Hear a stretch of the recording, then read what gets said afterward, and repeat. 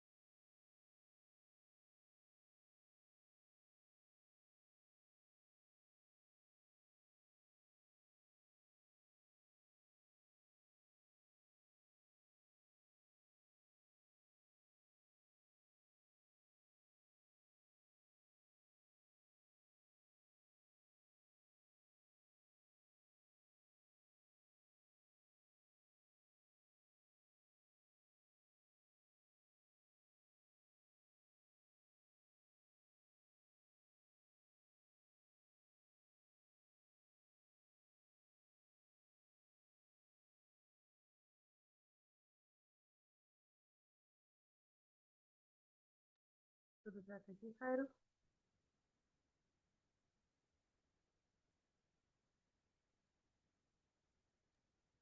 Oi, oi, tudo bem? Tudo bom? Tá tudo certo?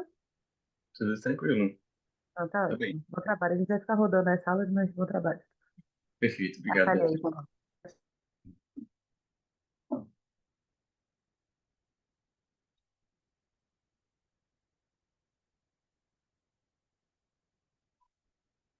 Gente, bom dia. Aproveitando para dizer que a gente começa em 5 minutos. Começamos pontualmente, tá?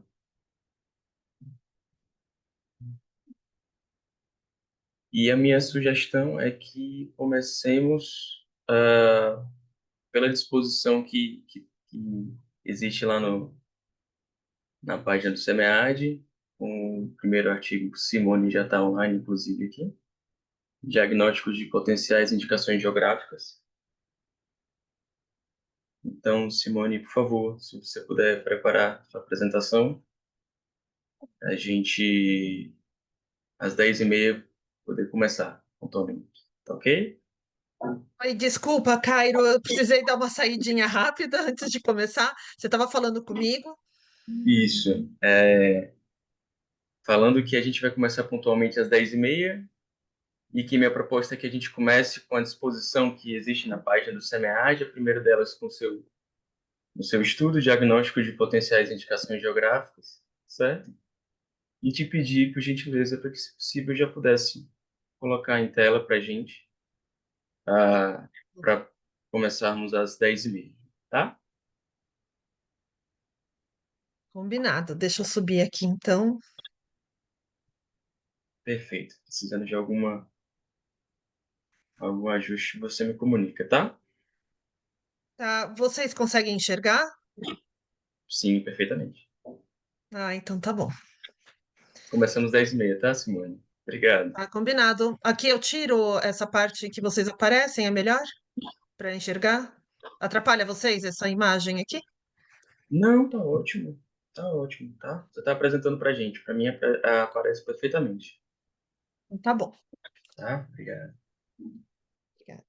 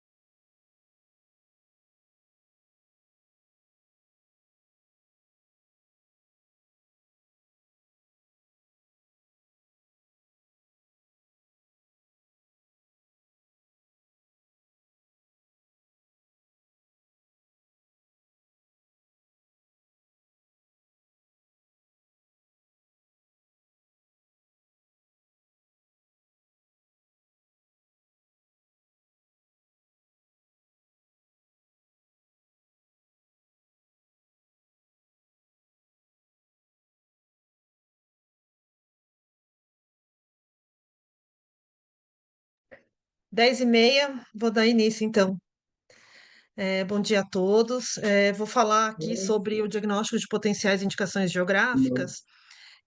Eu sou funcionária do Sebrae e sou doutoranda com o professor Ilana na ESPM. E a minha tese vai ser sobre indicações geográficas.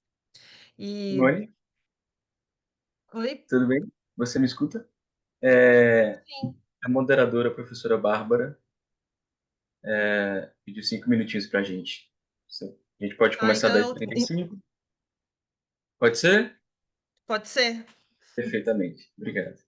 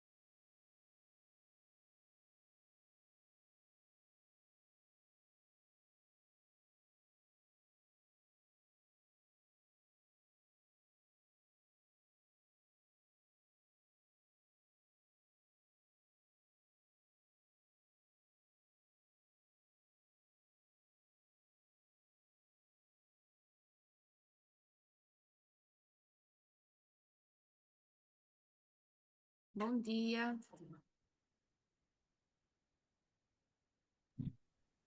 Olá, Bárbara. Bom Bom dia. dia. Tudo bem?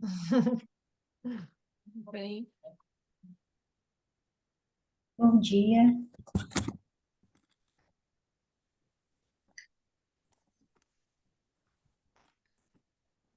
Bárbara, comentei com os participantes da gente começar 10h35. Pode Certo. ser? Bom, Eu sou o seu assessor de sessão. Ah, você quer estipular um tempo para a gente cronometrar e fico disponível para as suas orientações. tá. Eu não cheguei a fazer a conta certinho quanto seria o tempo ideal. A gente normalmente dá, eu acho, 10 minutos para apresentação. Acho que é isso. Bom, somos 4 apresentações, somos quatro trabalhos, né? Eu sugiro 15 minutos, mas fico por você, assim, e abrindo 5 para discussão pós a apresentação. Mas É, fico na sua. eu acho melhor ser mais curta a apresentação e ter mais tempo para discussão. Perfeitamente. Se os autores toparem também, né? Porque eu não sei se não dá tempo. 10 minutos. Eu fico um pouco preocupada porque no regulamento estava 15 para online e Ah, certo. 10. E aí eu fiquei. Eu cronometrei, o meu tá dando 15. Tá, tudo bem, tudo A não bem. ser Então que eu vamos reduza 15. também. Tá. Eu não lembrava, desculpa. Eu acho que a gente pode seguir o que estava programado, porque Imagina. muita gente deve ter se organizado para isso, então tudo bem. A gente dá Ai, até 15, obrigada. vamos tranquilo. A gente tenta não passar de 15, Tá né, para bom. ter mais tempo para debate. Tudo bem. Bárbara, e 15 minutos, quando faltar a gente 3 minutinhos, com 12 minutos, eu vou colocar no chat, tá? Eu Tá vou todo bem. mundo com o chat aberto, para não ter que ligar o áudio poder prejudicar a apresentação de vocês, tá? Vou colocar lá, faltam 3 minutos.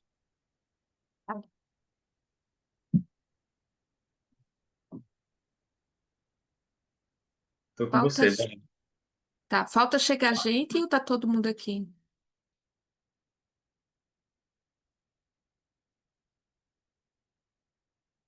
Eu só queria só saudar todo mundo, né? Bem-vindos a mais um SEMEAD, é o terceiro ano que eu estou aqui participando na organização do tema de organizações alternativas. Olá para Renê e Laira, queridos, aí a Bom gente dia, bom dia.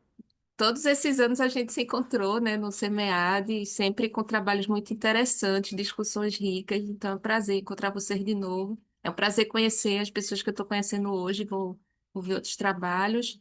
É, enfim, eu acho que é isso. Desejo um bom congresso a todo mundo, que todo mundo.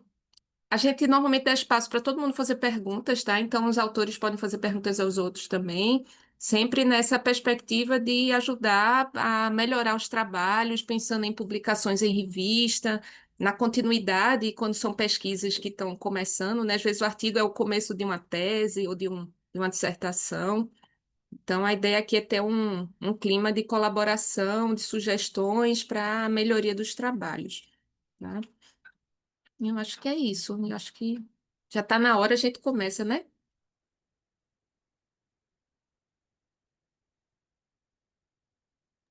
Posso começar então? Sim. Bom, então, bom dia a todos. Eu sou a Simone, eu sou doutoranda na ESPM, meu orientador é o Ilan Avrichir.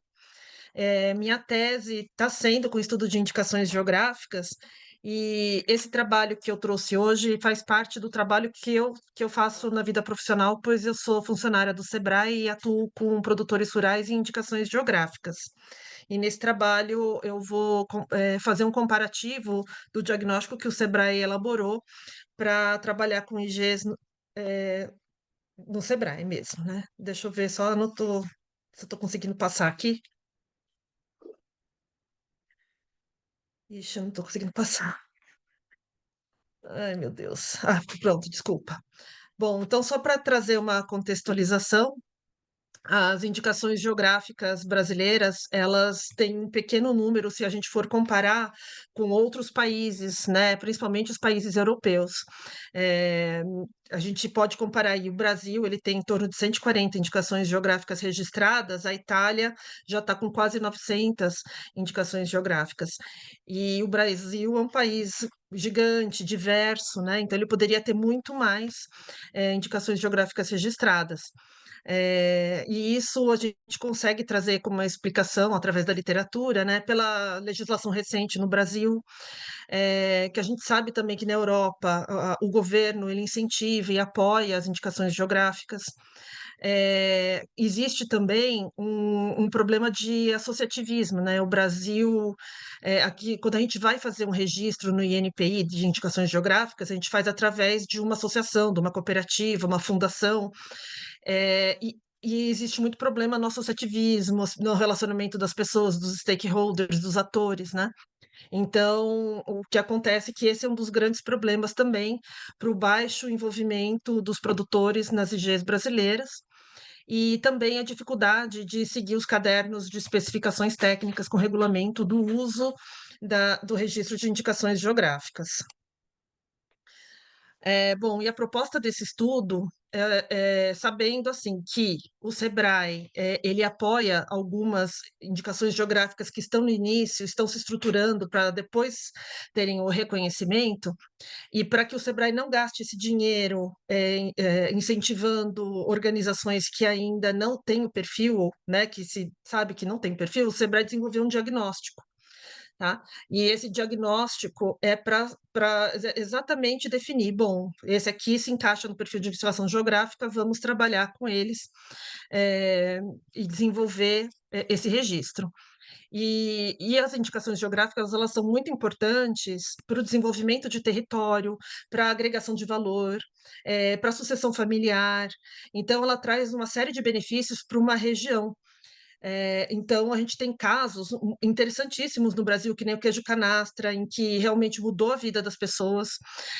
A gente tem outros casos, que nem Vale dos Vinhedos, casos de sucesso, mas, ao mesmo tempo, temos casos de indicação geográfica que foram estruturadas há muitos anos e que ainda não usaram o registro em nenhum momento. Né? Então, é isso, o que, né, esse diagnóstico ele pode ajudar a gente a trabalhar com isso. E eu acompanhei, como funcionária do SEBRAE, eu acompanhei dois diagnósticos que foram feitos. Um foi feito, grupo 1, né, com produtores de produto artesanal de origem animal, e um outro grupo de produtos vegetais sem nenhuma diferenciação. E como referencial teórico desse trabalho, a gente utilizou o engajamento dos stakeholders de Kujala et al. De 2022, né, que se originou da teoria dos stakeholders, mas que acrescentou os dois componentes, estratégico e pragmático, né, e trazendo a questão dos estratégicos, né, que a criação de valor da empresa contribui para melhorar resultados, reputação e vantagem competitiva. E o pragmático, em que você precisa de contexto e de tempo. E isso abrange inclusão, resolução de conflitos, construção de consenso. E a gente não está falando de uma empresa, indicação geográfica ela não é uma empresa, né? Ela é um registro de um produto que está ligado a uma região. Só que a gestão do uso desse registro é feito por uma associação de produtores, por uma cooperativa de produtores, por um sindicato rural. Existe um grupo formalizado que faz essa gestão. E o associativismo, o cooperativismo, eles são complexos, né, por si só.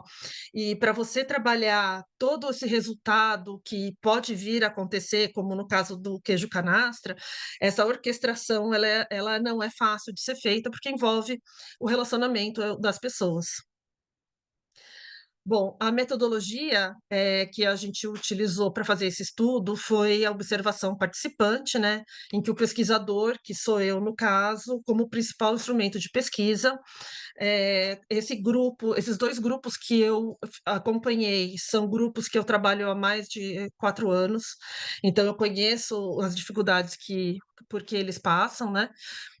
E com a observação participante, eu utilizo os 5 sentidos, eu consigo observar, só que eu decido o que eu vou registrar, né? A gente tem um questionário que o Sebrae elaborou em parceria com o Instituto Federal de São Paulo, com o Ministério da Agricultura também. A princípio, esse questionário que foi utilizado em 2021, ele tinha 35 perguntas, e para esse questionário que o Sebrae fez esse ano de 2025, ele utilizou 18 perguntas apenas. Ele reduziu um pouco. E aí, durante a aplicação do questionário, né, nos diagnósticos que eu acompanhei, eu fui vendo quais eram as perguntas e fui copiando para elaborar essa tabela para trazer aqui, né, para mostrar. Bom, aí como resultados, né, aplicação do diagnóstico no grupo 1. Então, no grupo 1, como eu falei, é um produto de origem animal, artesanal, e durante esse diagnóstico, a gente teve destaque de uma produtora e de uma técnica que dá assistência técnica para o grupo, que falaram bastante, que entendiam do assunto, e que dominaram, né, praticamente a reunião.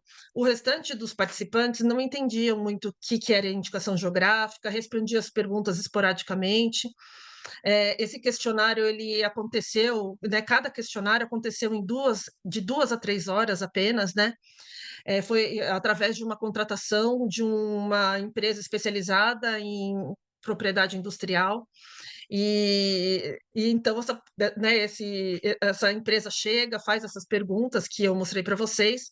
Então, as pessoas que estão ali, que foram convidadas pela prefeitura para participar, que fazem parte da governança, eles vão respondendo essas perguntas, e muitos não entendem do que estão respondendo, não conhecem a questão de indicação geográfica, entendem da produção que eles têm em si, e apenas, né?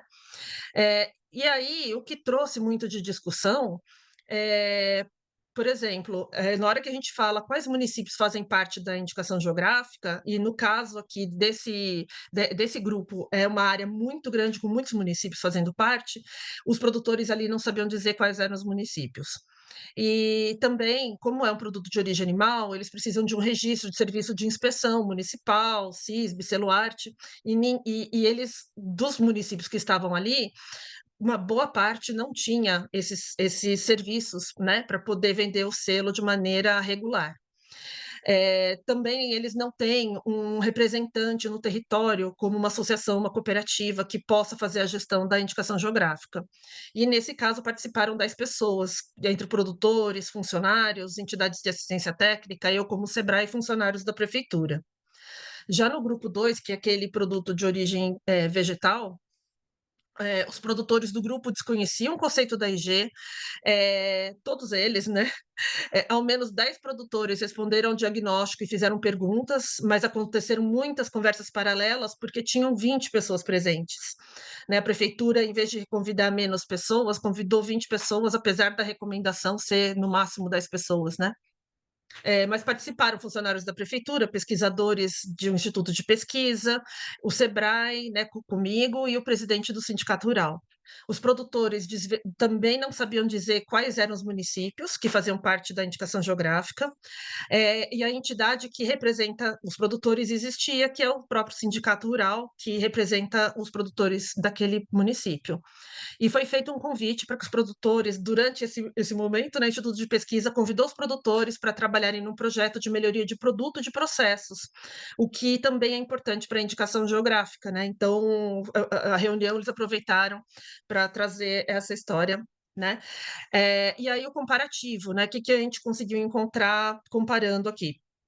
No grupo 1, eles têm valor agregado, o grupo 2 não. O grupo 1 tem os dois grupos têm história, tradição e fama, né? Isso os consultores conseguiram pegar fazendo pesquisas fora, né, antes de começar o questionário, e depois, durante também o questionário, eles foram vendo que isso faz parte dos produtores ali. Um grupo, que é o grupo 1, não tem liderança, não tem entidade que represente os produtores, já o grupo 2 tem. E a liderança e a organização, que é essa entidade formalizada que vai representar os produtores, é de extrema importância para o funcionamento e gestão e orquestração da indicação geográfica. Então, a gente já vai vendo que o grupo 1 ele vai ter mais dificuldades de ter uma indicação geográfica formalizada rapidamente do que o grupo 2. Problemas sanitários, né, os dois têm, mas no grupo 2 a gente já está resolvendo através daquele instituto de pesquisa. Os dois grupos foram amplamente estudados por universidades, institutos federais, e os produtores são bastante motivados nos dois grupos. E a efetividade dos diagnósticos, será que eles são efetivos, né? Então, com esse diagnóstico, a gente conseguiu identificar que o grupo 2 tem mais chance de se reconhecer a indicação geográfica do que o grupo 1. O diagnóstico ele não conseguiu captar algumas informações com relação ao desempenho econômico dos produtores, quantidade produzida no território, produção crescente ou crescente, isso era histórica, né? Porque são informações que o produtor precisa de mais tempo para buscar, ele precisa pesquisar, e eles não são um grupo que já está organizado fazendo esse tipo de análise, então precisa de um tempo para essa pesquisa. Então, esse tipo de pergunta não funcionou no diagnóstico. A pergunta quanto aos diferenciais dos produtos, todos os produtores falaram que os melhores produtos são os deles. Então, também foi bastante enviesada essa resposta na hora que pergunta do diferencial do produto da indicação geográfica. E as respostas coletadas nos questionários, elas são consolidadas pelos pesquisadores depois, né? E também elas vêm bastante enviesadas, porque quem vai escolher o que vai colocar num gráfico radar é o próprio consultor que foi contratado, não é um questionário validado. Então, como conclusão, o diagnóstico tem apenas 3 horas de duração e é muito difícil captar todas as informações, principalmente as econômicas e produtivas. Tanto o grupo 1 quanto o 2, os produtores são envolvidos na busca de estruturação da IG de maneira estratégica, confirmando a Cujala et al. De 2022, ao afirmar que eles estão no centro do pensamento estratégico. E como recomendação para futuros diagnósticos aplicados, a gente sugere o uso de questionários com perguntas validadas e mais objetivas, e esse questionário ele poderia ser elaborado com apoio de algumas universidades. E é isso. Obrigada, gente. Obrigada, Simone. Bem, eu vi seu trabalho e fiquei pensando assim que ele poderia também estar numa sessão de estratégia organizacional. E aí eu fiquei pensando assim, você mandou para organizações alternativas, né? Então, eu fiquei refletindo sobre qual seria o foco da discussão que você trouxe, que dialoga mais com a questão das organizações alternativas. Você falou que tem associações, né, de produtores e tem cooperativas. Mas eu imagino que algumas produções são de cooperativas e outras são de empresas, provavelmente pequenas empresas produtoras. É, e também fiquei pensando sobre a questão do diagnóstico, focar bastante em questões técnicas e não tanto em questões organizativas, que talvez fosse o que, pelo menos eu pensando a partir de organizações alternativas, é que eu ficaria mais curiosa, assim, de como a questão, por exemplo, de se estruturar em cooperativas em relação a se estruturar em empresas pode trazer alguma questão diferente na dinâmica dessa produção, se isso traz algum benefício para os produtores ou não, né? E a própria questão das associações também, e as associações seria a forma deles juntos interagirem com a questão, por exemplo, do registro da indicação geográfica, né? Mas associações de produtores não costumam parecer muito com organizações alternativas, porque a gente tem associação de comércio, por exemplo, que não tem assim muitas características que a gente discute no campo de organizações alternativas. E Uhum, aí eu queria que você falasse um pouco assim sobre o que você pensou em relação ao campo de organizações alternativas e o que é que poderia talvez uhum. aprofundar para trazer para esse lado a discussão.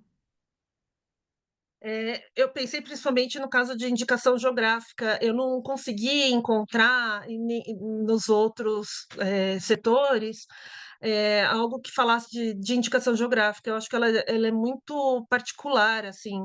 E por mais que a gente tenha uma associação que é formalizada, que faz essa orquestração, a indicação geográfica ela tem alguns requisitos que precisam ser seguidos que eu acho que são diferentes também, sabe, de qualquer empresa, né? Então eu não enxergo como empresa, né? Na verdade, ela serve como uma ferramenta, né? Eu acho que eu identifico assim, né? Que ela é uma ferramenta de comunicação com pessoas que vão querer fazer o uso desses produtos, né? Então, aqueles produtos são diferenciados, eles são produtos mais artesanais, eles são produtos que têm características daquele meio, os serviços, né? Eles vão ser muito bem feitos porque são feitos por pessoas daquele local. Então, essa orquestração eu achei mais da indicação geográfica, né? Eu acho que ela é muito diferente dos outros, né? Dos outros setores, por isso que eu trouxe aqui. E são associações, né? Então são pequenos, normalmente são pequenos produtores mesmo, né? Mas tem grandes produtores da área rural, que é a área que eu atuo, e, e as associações, elas só se não tivesse indicação geográfica, só se fosse o associativismo, para produtor rural, já seria complicado. Mas daí a gente está falando das associações trabalhando a orquestração, né? Elas colocam no próprio estatuto que elas vão fazer a gestão da indicação geográfica, e aí envolve, né, outras questões que daí torna tudo mais complexo. Não sei se ficou claro. Sim, sim. Eu acho que o tempo é bem curto, né? Mas alguém tem pergunta? Tem a opção da gente levantar as mãos, e aí eu queria deixar a sugestão, quando sempre que fechar uma apresentação e alguém tiver perguntas, levantar aqui, porque fica mais fácil de eu visualizar, né? Bem, eu não vou esticar por causa do tempo. Obrigada pela apresentação. É, Obrigada. Cairo, quem é o próximo? Sou Bárbara, eu, a Kelly. gente segue com isso, com Kelly. Vamos O lá. trabalho artífice como princípio educativo por meio da pedagogia artesã. Não, Não? o meu é sobre turismo de base comunitária. Então não sou eu. Isso, tá. A gente tinha combinado no início de seguir o mesmo padrão do SEMEAD que estava na página, mas a gente, enfim, se fica para a professora Bárbara, a gente pode seguir com você, sem problema nenhum. Tanto faz, gente. Me atropelei aqui. Pode apresentar, Kelly. Fique à vontade.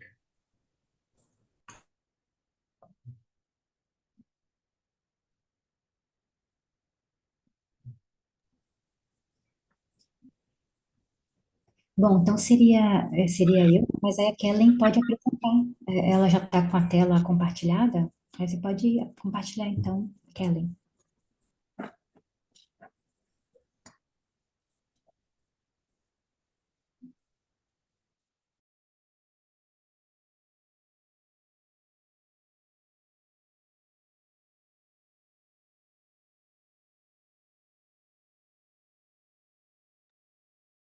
Ellen, pode começar, tá?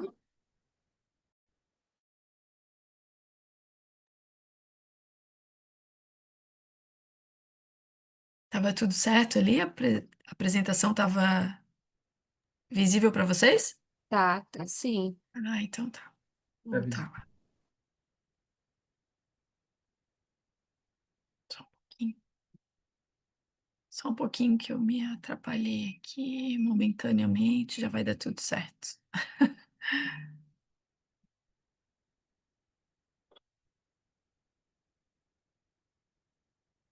Passei na frente e ainda atrapalhei tudo, né? Só um pouquinho. Não sei o que está acontecendo aqui.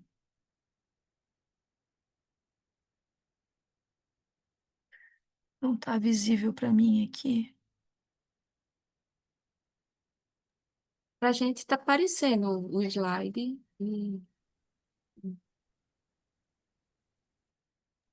Qual seria o problema, Kelly? Qual o problema que você está enfrentando? É que não está aparecendo para mim aqui. Ah, Eu para a não tô gente aparece acompanhando. perfeitamente. Não está no modo apresentação, mas está aparecendo. Isso. Tá, vamos ver aqui.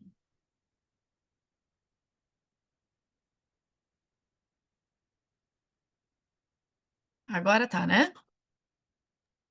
Agora tá. Tá, gente, desculpem aí o transtorno, então.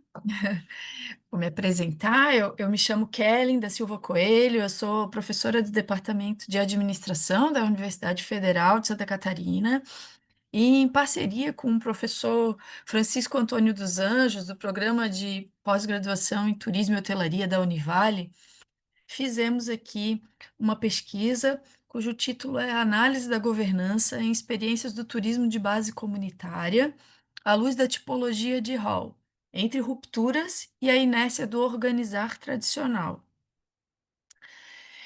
Então, eu inicio aqui a apresentação do artigo com essa crítica fundamental aqui, bastante contundente, que é esse entendimento de organização como sinônimo de empresa, né?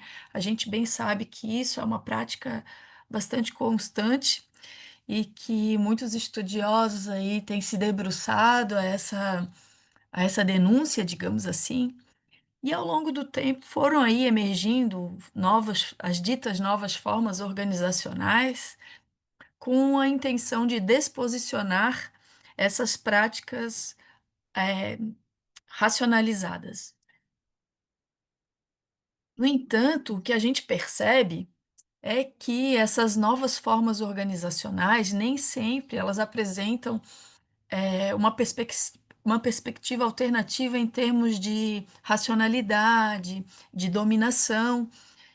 E então, por conta disso, o Stephen Bon, ele nos sugere aí um reposicionamento desse conceito de organização, né? Um reposicionamento pautado numa ordem política, numa construção coletiva e que transcenda esse espaço, né? Essa esfera do mundo empresarial.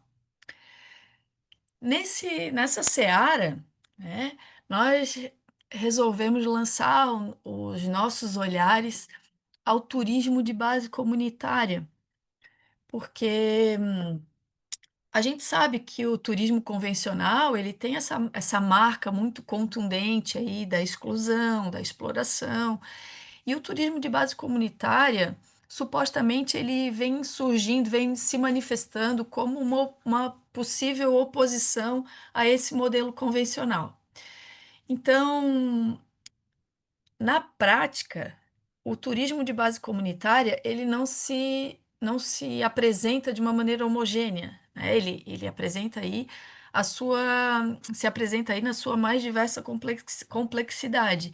Então, para estudar essas diferentes configurações organizacionais que poderiam aparecer para nós, eh, optamos aí por escolher, por tomar como um instrumento metodológico uma tipologia que analisasse aí a governança turística, né? A nossa intenção era aí balizar e identificar essas práticas organizativas.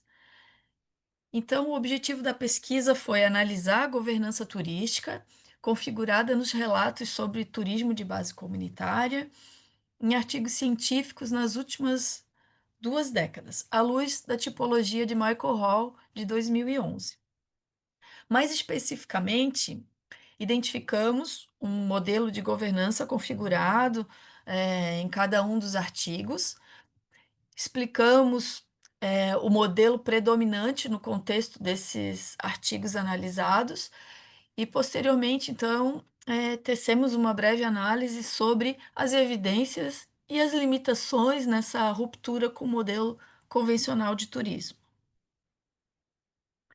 Então, para fins de referencial teórico, tomamos essas 3 bases, né, os estudos organizacionais, o TBC, né, o turismo de base comunitária, e a governança turística.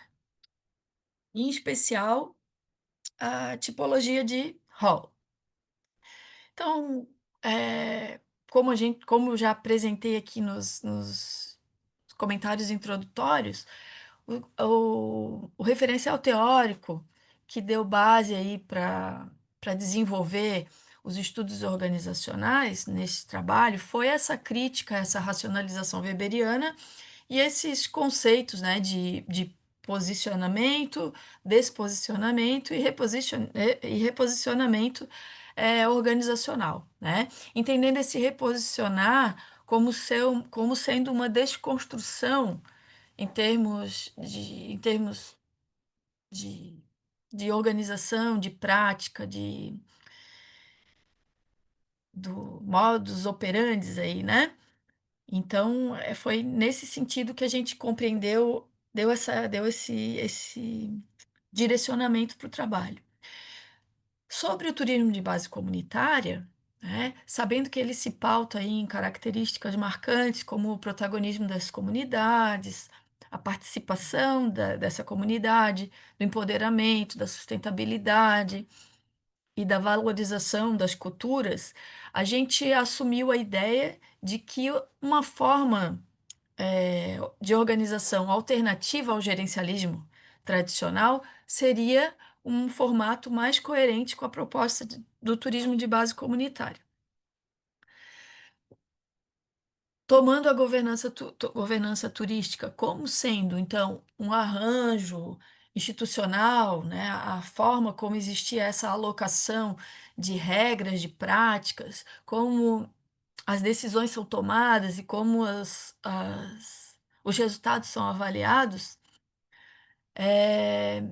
a gente então se debruçou aí na tipologia do Michael Hall, que apresenta, né, instrumentalmente para nós, esses 12 indicadores que nos remetem aí a 4 arranjos principais, né? Ele não menciona como sendo únicos, né? Ele deixa clara aí essa noção da da continuidade dessa tipologia, né, dessa fluidez, mas ele apresenta 4 arranjos principais. Então, para fins de apresentação aqui nos meus meros 15 minutos, eu não vou apresentar aqui cada um dos indicadores, né, mas só para que vocês tenham uma, uma visualização rápida. Dentre esses indicadores, ele destaca aqui a visão dos atores não centrais, a distinção entre o conceber e o implementar uma política, os instrumentos principais utilizados, dentre outros tantos, né? E aí, no fim, essa visão desses 12 indicadores nos remete, então, nos dá subsídio para que a gente possa ver onde existe uma maior aproximação, né? Uma maior proximidade. ou com o modelo de hierarquia, o modelo de mercado, de comunidades ou o modelo de redes. Então, metodologicamente, nos organizamos selecionando artigos da base Scopus, né? Buscamos aí os últimos 20 anos colocando o termo turismo de base comunitária em inglês e buscamos os textos em português e inglês, né? Open Access, eh, no estágio final, né? Que sejam artigos publicados em revistas e com territorialidade brasileira. Esse levantamento foi feito no dia 8 de março deste ano, né? Foram encontrados 11 artigos, né? Eu até pensei que fossem ser encontrados mais, mas foram 11 artigos, e depois disso, então, foram excluídos dois, porque um não tinha a territorialidade brasileira, referia-se a uma realidade sul-americana, mas não brasileira, e um era duplicado. Então, acabou ficando essa temporalmente ali de 2019 a 2023. Então, partindo aqui para a apresentação dos dados e nos conectando ali com os objetivos do trabalho, vão ser apresentados aqui o modelo de governança de cada um dos artigos, de uma maneira bastante breve, o modelo predominante no contexto dos 9 artigos e os limites e as evidências de ruptura com o modelo convencional de turismo. Então, gente, desses 9 aí, fomos analisando cada um desses 12 indicadores, né? De forma maçante, eu não vou estar passando para vocês um a um, né? Isso aí acaba estando disponível no trabalho para vocês terem um contato mais minucioso, mas vou passar aqui para vocês as experiências que foram relatadas, né? Associação Acolhida da Colônia, que é em Urubici, aqui em Santa Catarina, o Instituto Laurim da Amazônia, que é no Pará, a Costa dos Corais, que fica ali no litoral sul de Pernambuco, entre o litoral sul de Pernambuco e o litoral norte de Alagoas, o Quilombola de Furna dos Baianos, Mato Grosso do Sul, Quilombola Vale do Ribeira, em São Paulo, a comunidade indígena Nova Esperança, no Amazonas, a unidade de conservação no Amapá, a Ilha Mendiçá em Sergipe e o território caiçara de Paraty. Então, daqui a gente foi identificando as características, né, por meio desses indicadores, essas proximidades com atores públicos, ONGs, como é que se reagia diante de uma falha, como que o aprendizado ocorria, enfim, né? E aí, com base nisso, identificamos qual era o modelo predominante, vamos dizer assim, né, que se sobressaía mais em cada um dos artigos, né, em cada uma dessas experiências. E aí, então, de uma maneira geral, né, o que a gente percebeu foi algo que já, de uma certa forma, a gente já esperava, que era esse hibridismo, né, predominantemente o comunitário e rede, que foram os que predominaram, mas dois aspectos também nos chamaram a atenção.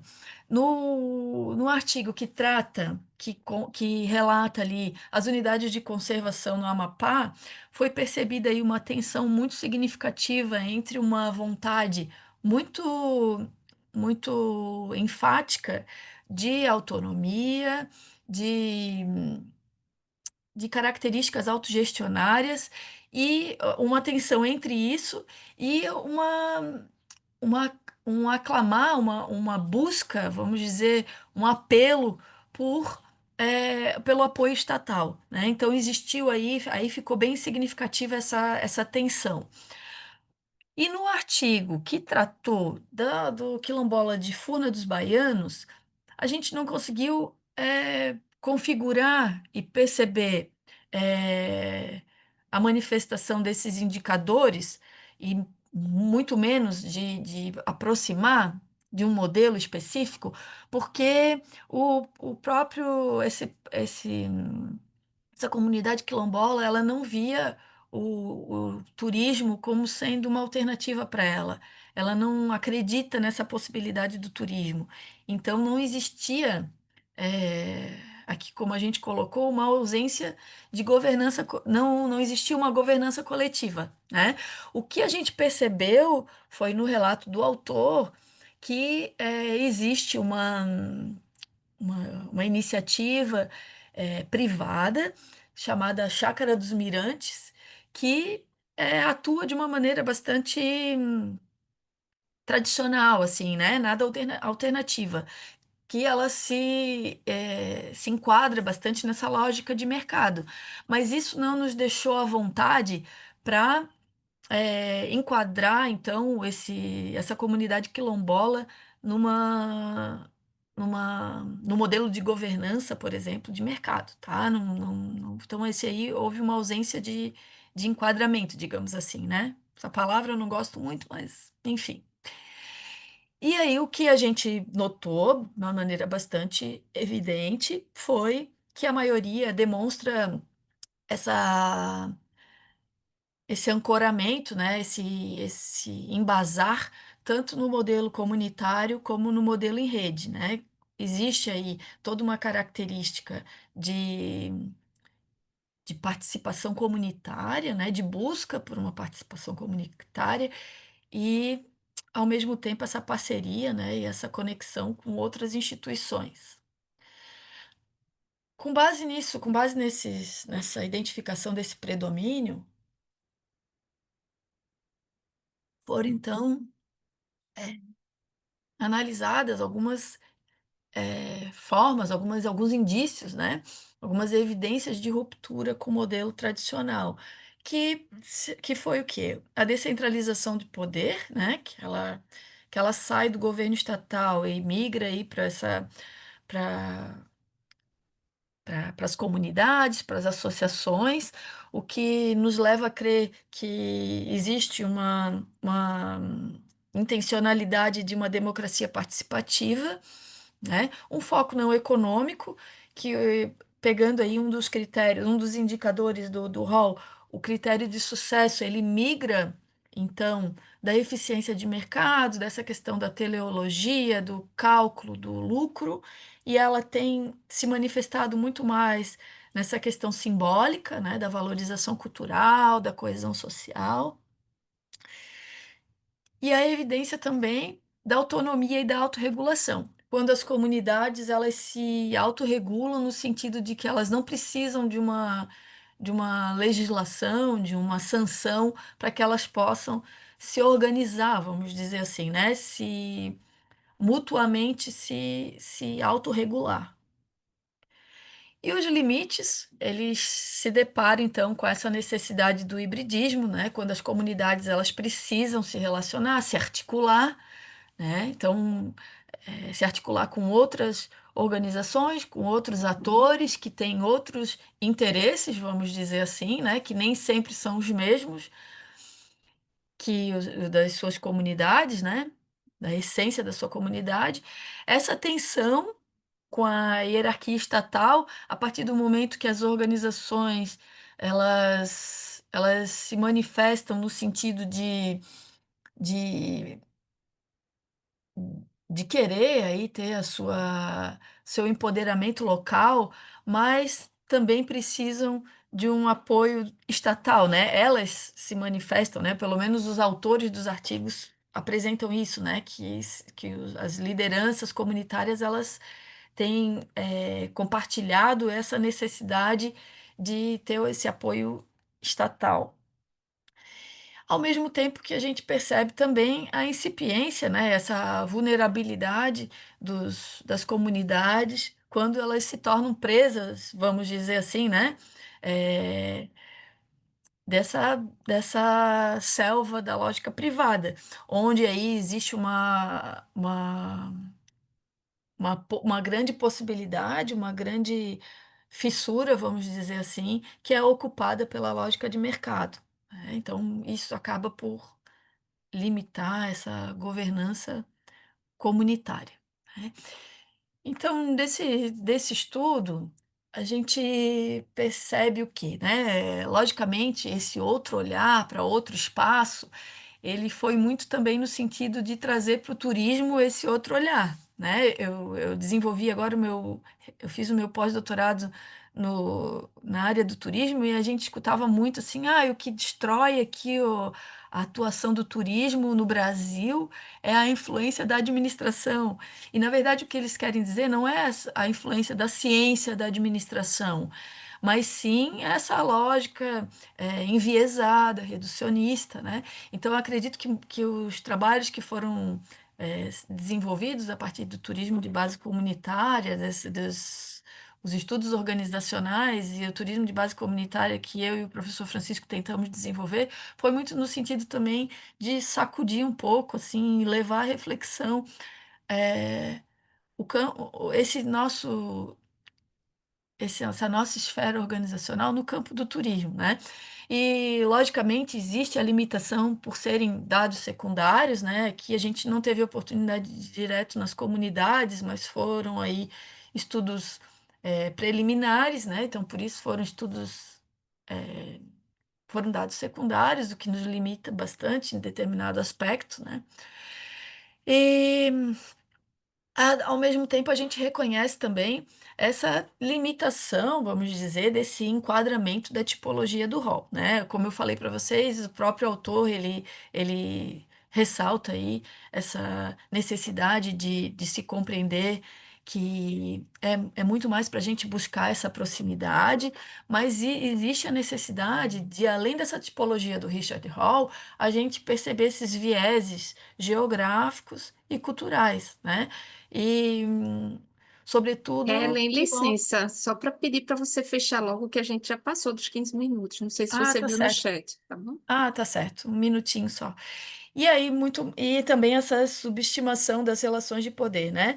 Na fala dos autores, existia essa idealização do TBC como uma alternativa, isso foi muito forte, né. O que a gente percebe é que as organizações, tanto públicas quanto privadas, elas simulam uma participação, vamos dizer, uma pseudo-participação, onde esse poder decisório, essa consulta à comunidade, vamos dizer assim, ela delibera, mas nem sempre vincula, né. Então, por isso a gente eh, leva essa intencionalidade para que as comunidades e as pessoas que estudam aí organizacionalmente o turismo de base comunitária elevem leve seus olhares aí para os modos de organização. Quem decide, como decide, quais são os recursos, para que então esses atores, esses coletivos de turismo de base comunitária possam se articular, não só em termos municipal, estadual, nacional, para fins de elaboração de políticas públicas, né, mas sobretudo, eh, valorizando aí esse protagonismo das comunidades. Eu agradeço a atenção de vocês e fico aí à disposição. Obrigada, Kellen, pela sua apresentação. É, achei muito interessante o trabalho. É, eu sou, eu nunca me debrucei sobre o tema de turismo de base comunitária, mas assim, eu acho que a ideia Uhum. que está no senso comum é de que é um modelo em que existe protagonismo das comunidades. Uhum. E aí o que você mostrou foi justamente que não, que tem vários modelos possíveis, né? E aí se fala como se fosse uma coisa de um jeito, como se fosse com esse protagonismo, como se fosse algo que realmente valoriza as comunidades, e pode ser justamente o oposto, sendo dito como se fosse isso, né? E aí eu não sei se existem outros conceitos aí em disputa na academia, mas eu fiquei pensando que talvez fosse algo interessante de debater, é se não deveria sair desse guarda-chuva de turismo de base comunitária e ter outros nomes para que realmente ficasse claro o que está acontecendo em cada território. Não é? O que é que você Uhum. acha sobre isso? Tem discussão sobre diferenciar nominalmente esses modelos? Olha, em questão semântica, assim, eu não sei se existe uma literatura mais crítica, assim, a ponto de avançar não só no termo em si, né, mas de transcender essa questão que é o poder local, né?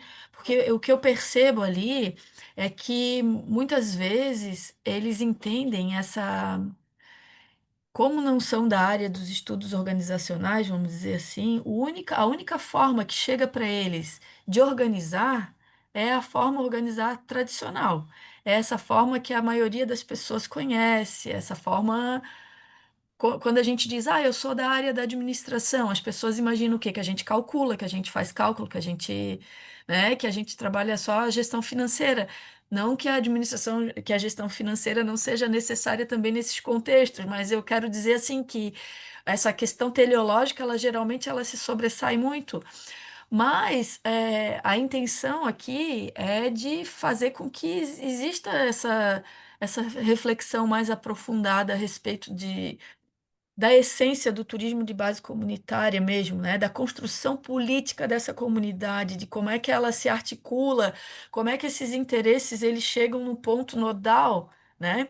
Como é que, né, o Ernesto Laclau fala do significante vazio, como é que cada um como é que cada um desses interesses pode eh, se unir, vamos dizer assim, né? E por que não as mais diversas comunidades, os mais diversos atores, né? Os quilombolas, os indígenas, enfim, todos, por que não atuarem junto, né? Eu sei que aqui em Florianópolis houve um marco agora que foi a a aprovação da lei do turismo de base comunitária, né? Mas como esse período de pós-doutorado é algo bastante rápido, né? É um ano que passa voando. Agora que eu vou começar a abrir alguns leques, e isso me chama muita atenção, né? Não só em termos de, né, só da terminologia em si, mas para ver se existem estudiosos da área do turismo ou da área de outra área, né, de ciências sociais, da administração, cruzando essas novas possibilidades, né? Tá bem, Mas é bem obrigada, necessário.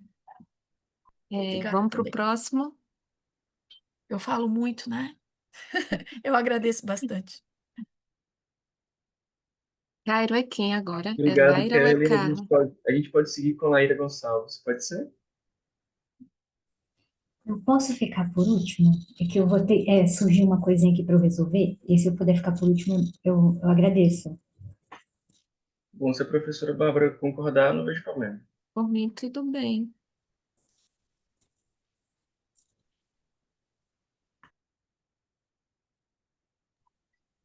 Então, Carla, seguimos com metáforas reveladas, compreendendo a dinâmica organizacional, com Júnior Marise, Claudiane Silva, Nayara Vieira, Carla Veloso e Reginaldo Moraes.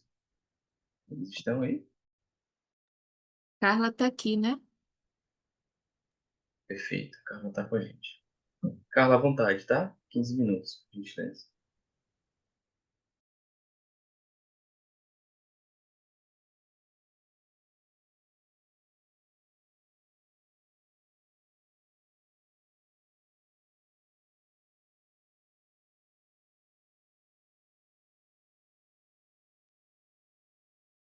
Bom dia, Bom dia. bem? Vocês estão conseguindo ver Sim, no modo apresentação? Que agora eu não estou vendo vocês mais. a gente vê.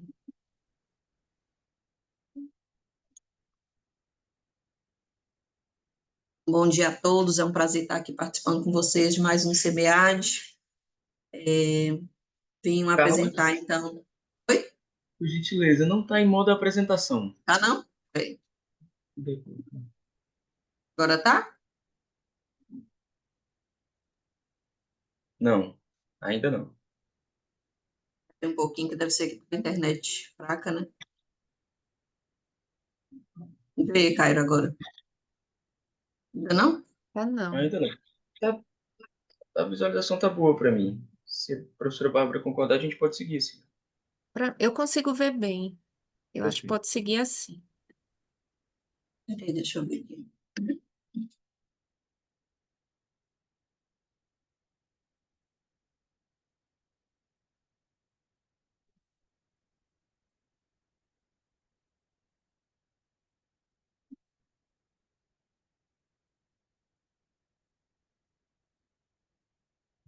Aí, para mim, está aparecendo em modo apresentação. Tenta passar o slide para a gente ver se funciona. Deixa eu colocar de novo Agora aqui. fechou. Fechei aqui para ver se...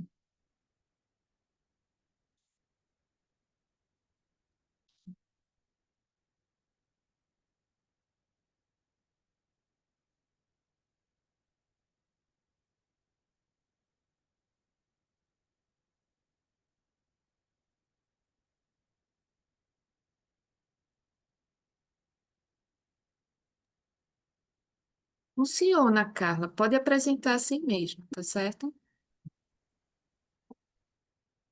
Ver se está passando. Então, bom dia novamente. Eu vou apresentar o trabalho Metáforas Reveladas, né? Compreendendo a dinâmica organizacional de uma paróquia católica com Garrett Morgan. Esse trabalho ele é de autoria de Juni Marise, Claudiane, Nayara, Carla e Reginaldo. É fruto de um trabalho de conclusão de curso da aluna Claudiane, né? E nós somos os professores orientadores. Eu fiz uma apresentação bem rápida, né? Que eu acho que o objetivo aqui é mais a questão da discussão mesmo. Então, na questão da introdução, a gente tem a questão do autor principal, né, da autora principal, acho que todo mundo aqui, né, da área de administração deve conhecer, então, em Morgan, de 2007, propõe a questão do uso de metáforas como lentes para compreender as organizações, e aí, todas essas metáforas, o trabalho, ele é composto por todas as metáforas, né, nós pegamos todas as metáforas, mas como aqui no SEMEAD tinha a questão do limite de páginas, a gente condensou em apenas 4 metáforas que a gente achava as mais interessantes pela questão dos resultados. Então, nós colocamos, então, a questão da relevância da Igreja Católica. Já existem outros trabalhos que fazem essa questão dessa comparação, né? Mas não utilizando todas as metáforas em uma igreja católica. Então, a gente tentou colocar isso aí para uma aluna que estava inserida nesse contexto. Então, uma paróquia, ela é uma menor célula da Igreja Católica. Quais são as contribuições deste estudo, né?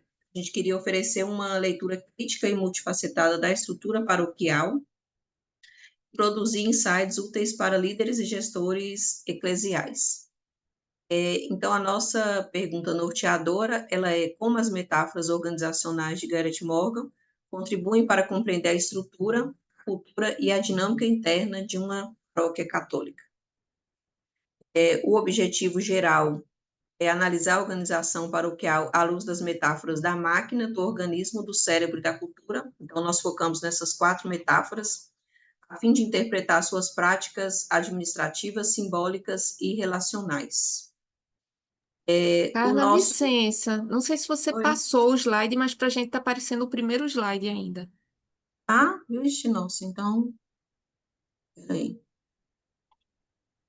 Eu já passei, já estou lá, peraí um pouquinho, vou voltar aqui. Agora apareceu mais na frente. Está no slide 4 aqui para gente. Então eu vou por aqui mesmo, pode ser? Pode. A gente não atrasar. Então, aqui eu estava falando da introdução, depois eu falei da questão do objetivo geral, Certo. e agora do referencial teórico.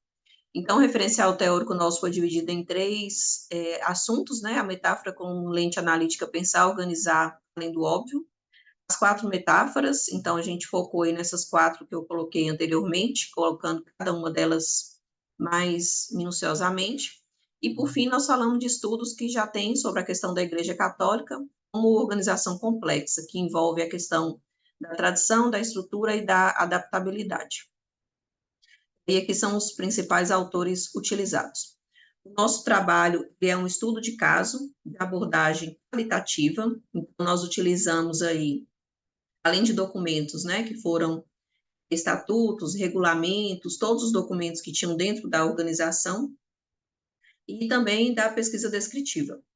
A gente utilizou de um questionário aplicado aos membros do clero e lideranças ligadas à unidade. Foram 23 pessoas que estão nesses cargos, né? E 9 responderam, sendo que as respostas foram por e-mail, os respondentes não foram identificados, e o questionário era composto por 10 perguntas abertas. Nós utilizamos, então, a análise de conteúdo, e a unidade de análise foi a paróquia da Igreja Católica. Essa paróquia dessa Igreja Católica, ela envolve, né, 9 igrejas em bairros próximos e mais 4 em unidades rurais. E o período de análise foi de agosto de 2024 a abril de 2025. As categorias analisadas, essas categorias a gente tirou de dentro de cada uma das metáforas, né? De acordo com as respostas, nós fomos tentando fazer essas categorias. E aí, colocando aqui, então, as 4 metáforas que a gente analisou, nós pegamos, então, a questão da máquina, do organismo, do cérebro e da cultura. Aqui eu trouxe um pouquinho da questão dos resultados. Então, esses resultados, a gente começou, então, primeiro pela questão sociodemográfica dos participantes, e aí foram 9 participantes, sendo que deles a gente tem, então, participantes tanto do sexo masculino e feminino.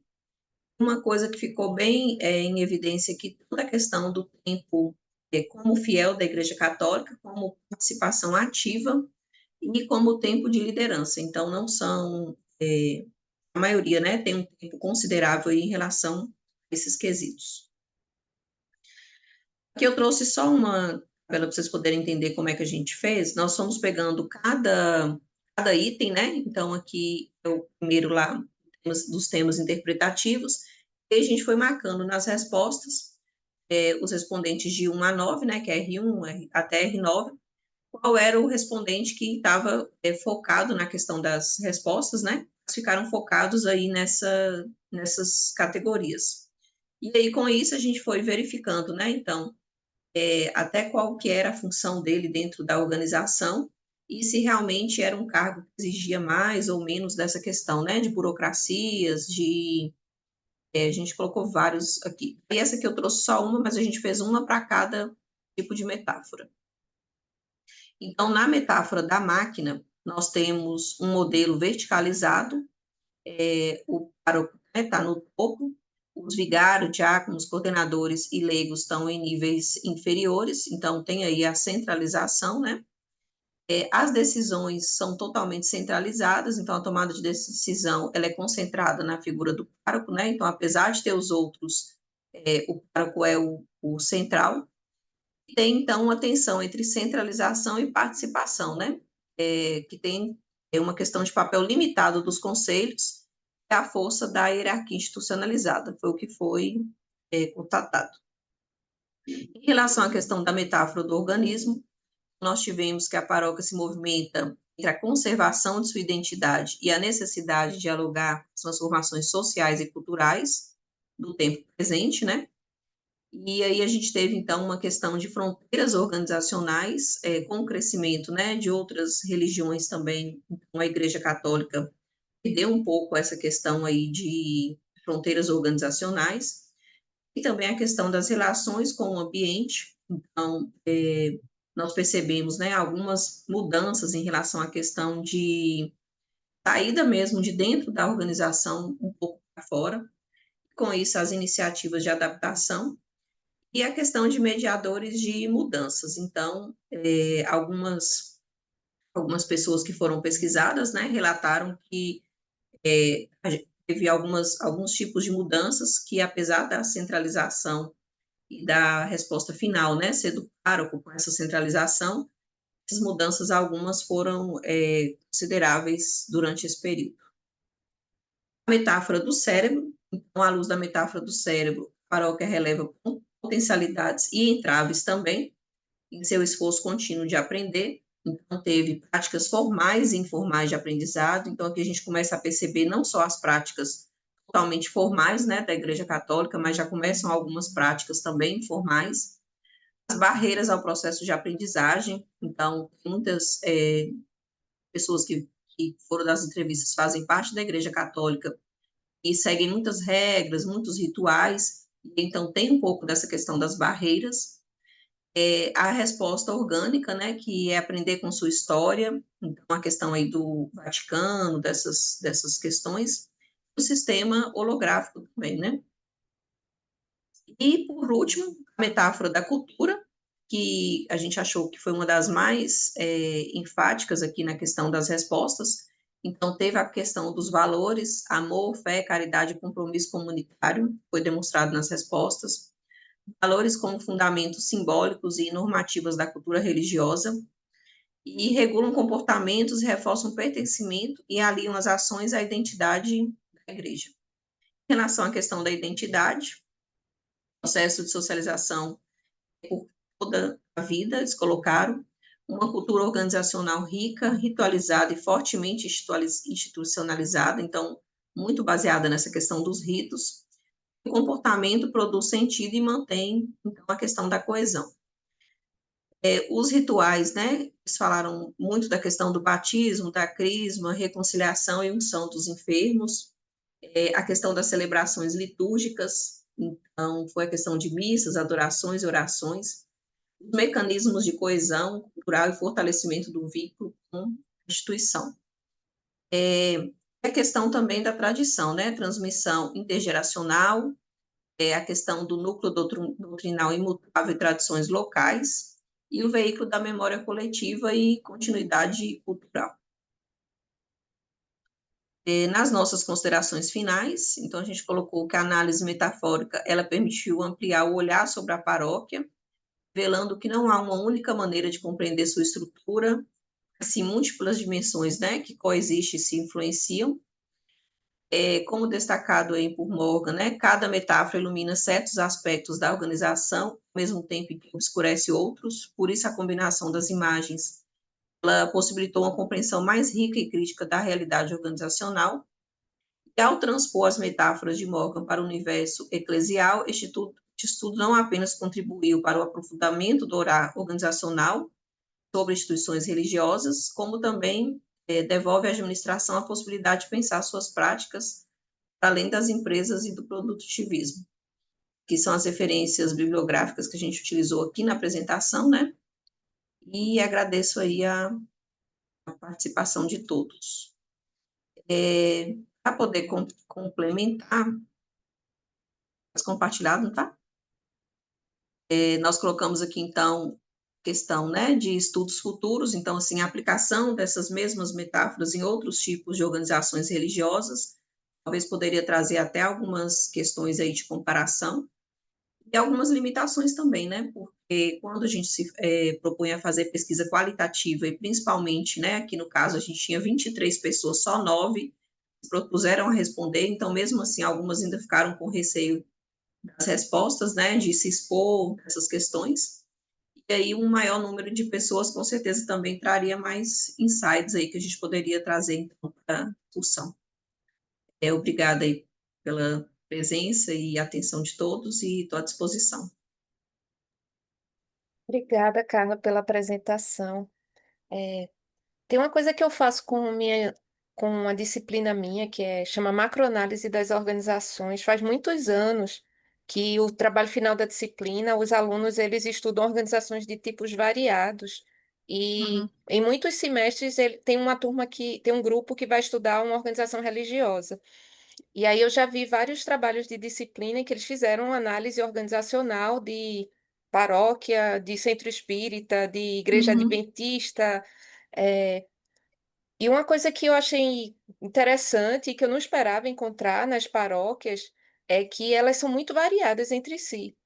Embora a Igreja Católica seja uma mega organização, muito tradicional, muito antiga, muito hierarquizada, muito burocratizada, quando a gente pensa nas partes central da igreja, o que os meus alunos normalmente observam nas paróquias é que tem muito pouca gente compondo a paróquia, enfim, vai variar de uma para outra, mas são poucas pessoas, se eu comparar com outras organizações religiosas, e elas são o que os alunos falam é muito desestruturado, eles falam muito bagunçado, é muito improvisado. Então, não tem rotinas. Centralizado também, né, assim, a centralização em poucas Sim, pessoas, né? O que eu percebi isso. também foi que quando falta uma pessoa ou outra, parece que o negócio é um pouco assim, desanda, né? Por causa dessa centralização também. Sim. Aí, E Bárbara, aí, também você falando assim, né?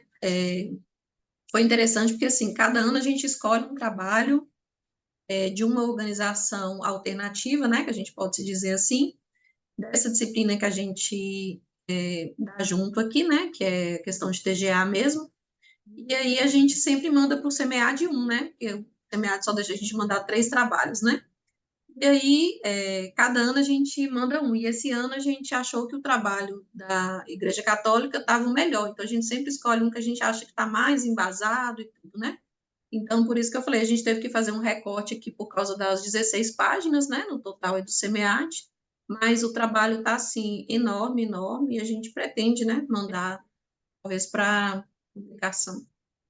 Sim. Quando eu comecei a ver o trabalho, eu pensei, caramba, mas vão dar conta de tantas metáforas em um único artigo, né? Então, uma ideia seria talvez dividir em trabalhos Isso, diferentes para é, cada uma das metáforas, porque aí você tem espaço para aprofundar a discussão sobre o que cada metáfora traz para analisar aquela organização, né? Talvez para analisar mais a estrutura, escolha mais a parte da máquina e tal. É, mas, assim, uma coisa da questão paróquia e a igreja como instituição total, talvez explorar um pouco isso como não é necessariamente igual, sabe? Eu uhum, entendo que as paróquias, elas entre si variam muito e talvez por serem pequenas, elas acabam se afastando da máquina e indo mais para um formato mais orgânico por ser pequena. Todo mundo se conhecer muito, interagir muito, então acaba perdendo algumas características estruturais da máquina que, se a gente fosse estudar o Vaticano, veria isso de maneira clara, uhum, sabe? E uma outra coisa que eu pensei também, eu vi que foi questionário, né, para coletar os dados. Eu fiquei me perguntando se talvez fosse entrevista, não conseguisse pegar mais particularidades, sabe? Porque, assim, eu eu, acho que o questionário é muito bom para você pegar questões uhum, objetivas, né? Mas para saber o que é que a pessoa entendeu ao responder aquilo, aí na entrevista teria mais espaço para, enfim, para pegar essas minúcias do entendimento das diferentes pessoas.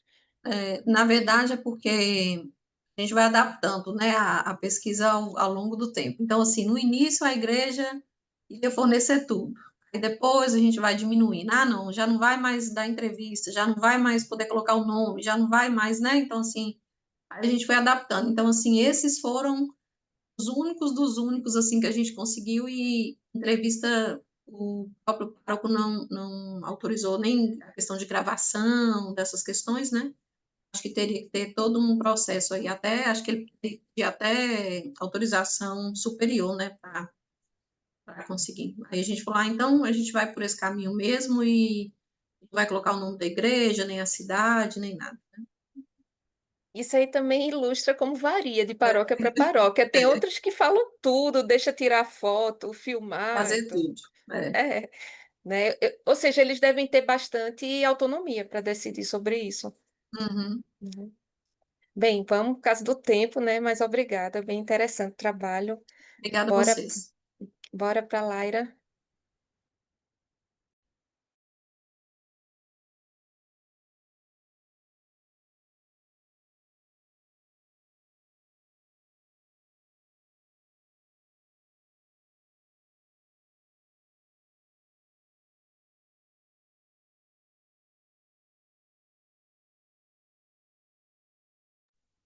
Está aparecendo para vocês? Aqui ainda está carregando. Pronto, Tá. abriu. Uhum.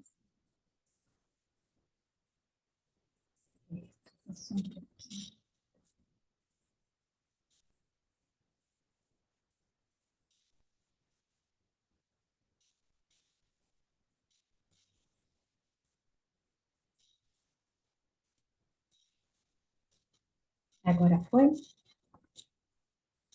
Sim, sim. Tá.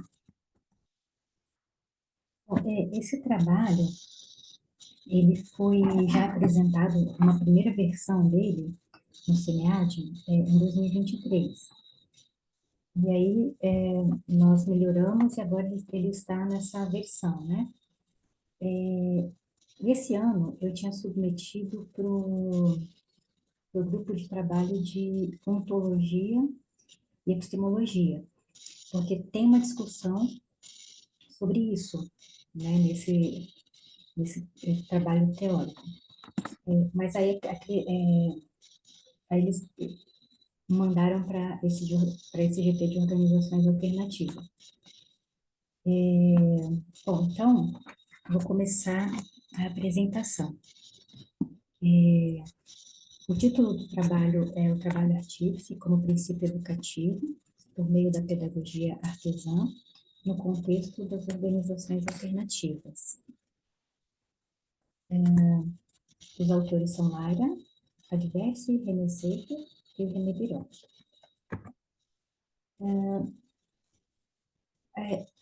Eu comecei a discussão nessa versão dando foco mais na parte epistemológica, né? Porque nós trouxemos o estudo, alguns teóricos da área de educação, e que eles são do materialismo histórico, né? Eles tratam ali do eixo trabalho-educação, né? Esses autores.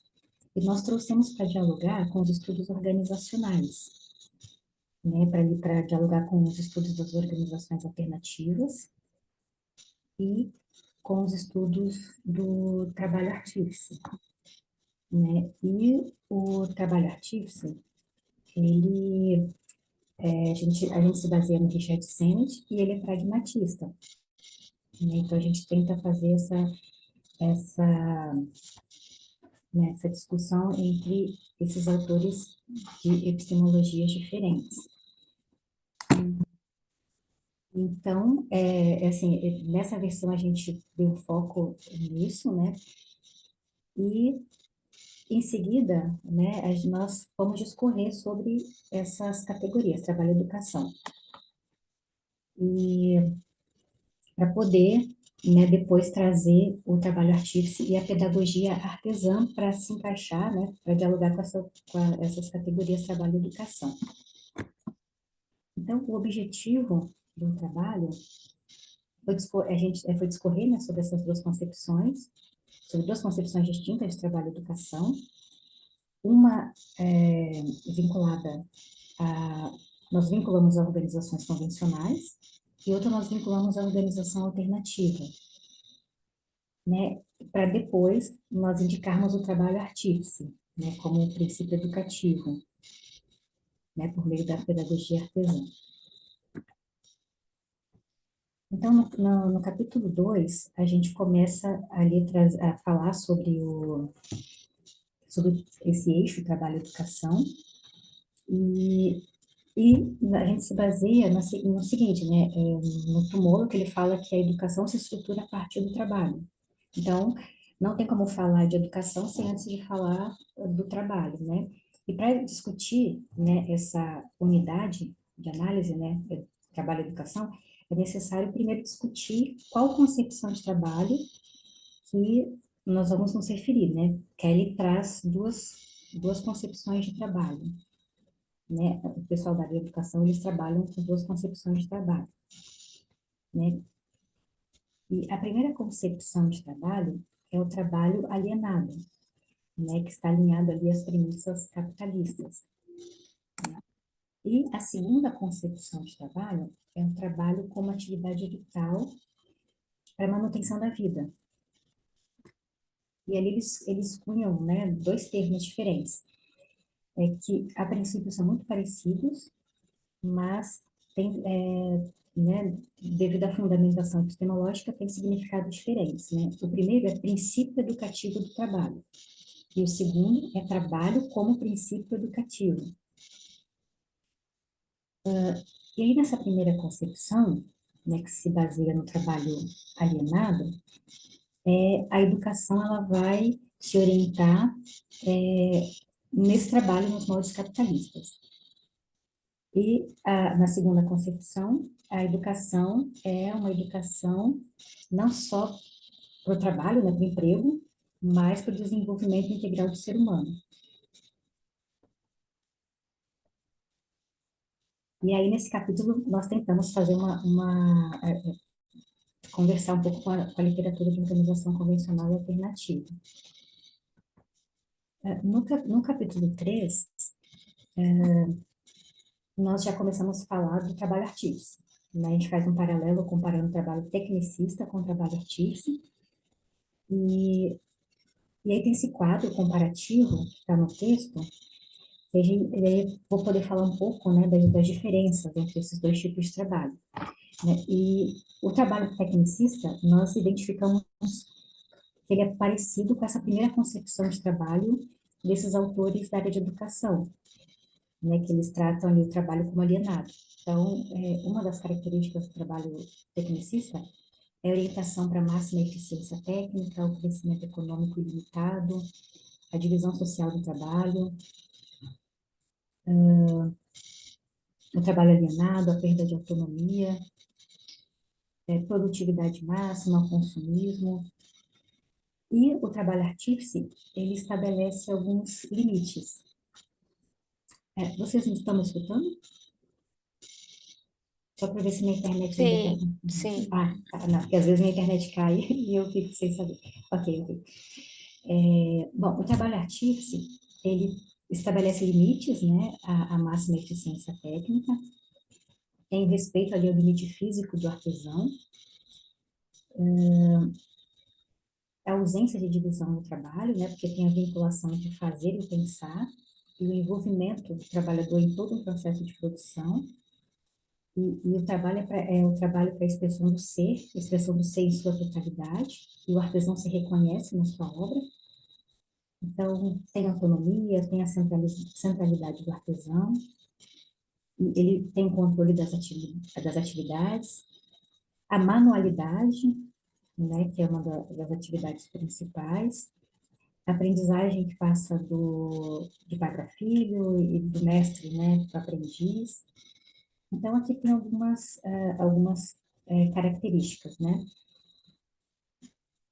Então, nesse capítulo 3, a gente faz essa comparação entre esses dois tipos de trabalho, né? A gente vai identificando que um se encaixa, né, na primeira concepção, lá, né, que é o trabalho vinculado aos moldes capitalistas, e o segundo, ele já vai já tendo uma conexão com o trabalho, com o tipo de trabalho para desenvolvimento integral do ser humano, né? O trabalho como atividade vital, para manutenção da vida, e não apenas para manutenção do emprego, né? Mas assim, um não exclui o outro, tá? Ele tem essa característica de ser também, né? Pode ser também a manutenção do emprego, mas só vai além disso. E no capítulo 4, a gente vai ali justificar, né, informar como é que a gente faz essa conexão, né, que na verdade eu acabei já falando já, né, o trabalho alienado, o trabalho tecnicista, o trabalho como atividade vital relacionada ao trabalho artífice, a educação, na primeira concepção, a educação para o trabalho nos moldes capitalistas, e na segunda concepção é uma educação para o desenvolvimento integral do ser, que aí já entra a pedagogia artesã. E na organização, no tipo de organização, né, que a gente identificou que os espaços de trabalho artífice, eles têm uma similaridade com o que a literatura traz sobre organização alternativa. Então, a gente chamou de organização alternativa artífice.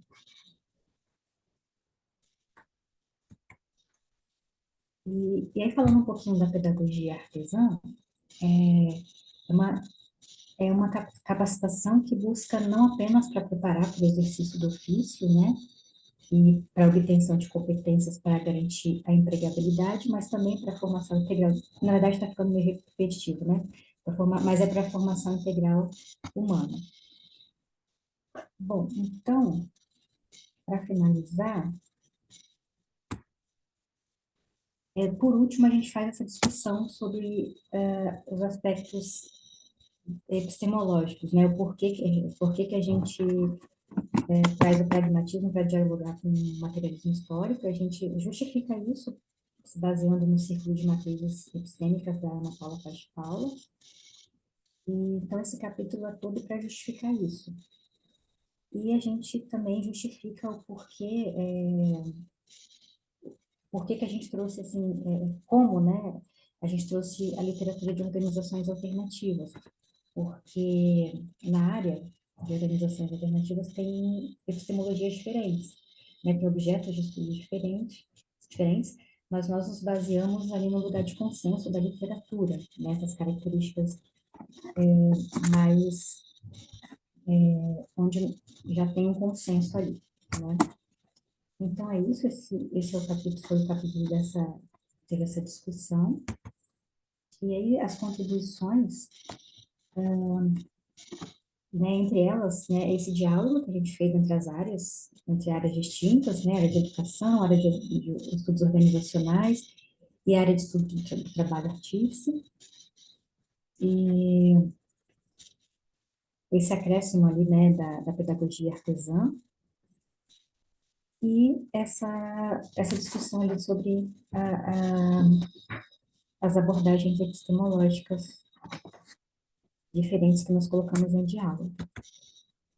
E alguma das limitações é que não foi possível aprofundar, né, no termo trabalho como princípio educativo, né, nesse texto não foi possível.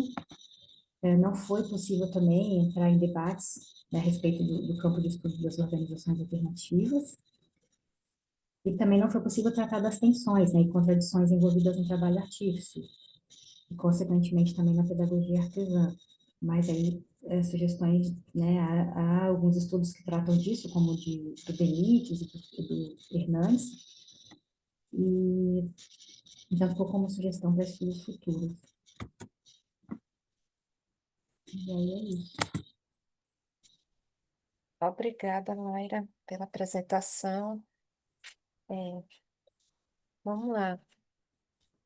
Eu fiquei me perguntando durante a apresentação de alguns conceitos que vocês trazem no trabalho, se até que ponto alguns são pensados para o que era o trabalho artesanal antes do capitalismo, ou pensando no trabalho artesanal hoje em dia.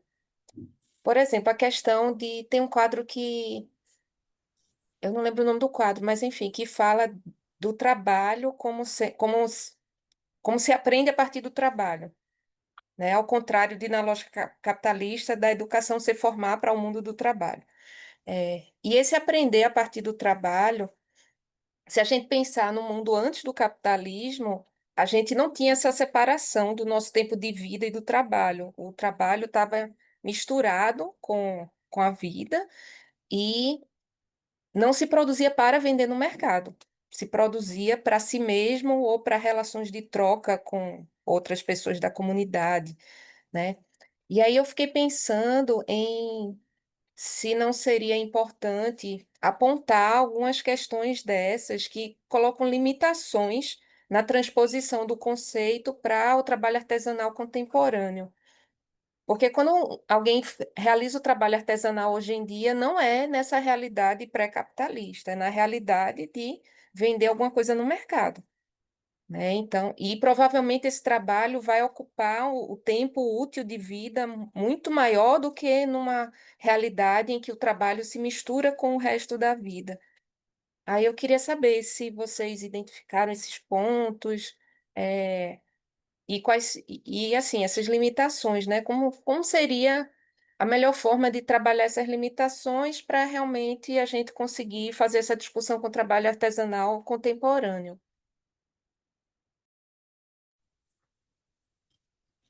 A gente não chegou a avançar, né, nesse sentido, nesse trabalho. O professor René, ele está trabalhando, ele deu continuidade, né, aos estudos sobre o trabalho artístico. Eu não sei se ele chegou a tratar disso, porque algumas limitações desse estudo já tem pesquisas que estão tratando, por exemplo, as contradições, né? Esse aqui não tratou, mas o professor René Seifert está tratando disso em outro trabalho que eu não estou participando, por exemplo, né? Nesse aqui realmente não tem como, não teve como, por mais essa tentativa inicial de colocar em diálogo, né? essas áreas, mas é uma opção, é uma linha, é um caminho que pode ser seguido, a gente pode seguir, né, estudos futuros, e pensar nisso. Acho que a provocação é bem interessante, Bárbara, né? Porque e também não é fácil responder, porque primeiro, quando a gente fala de trabalho artesanal, uma questão é o que que vem à mente quando a gente se refere a isso. E tem muitas expressões, né? E a gente, normalmente, numa perspectiva já colonizada, a gente entende o trabalho artesanal já na perspectiva europeia. O próprio Sennett traz isso, aquela coisa do trabalho bem feito, da intenção do autor fazer algo, né, pela vontade de fazer bem feito. Pode ser isso, né? Mas o trabalho artesanal também envolve vários produtos que a gente vê que, assim, isso aqui foi feito à mão, né? Mas eu preciso vender no mercado, porque eu preciso pagar minhas contas, e essa relação.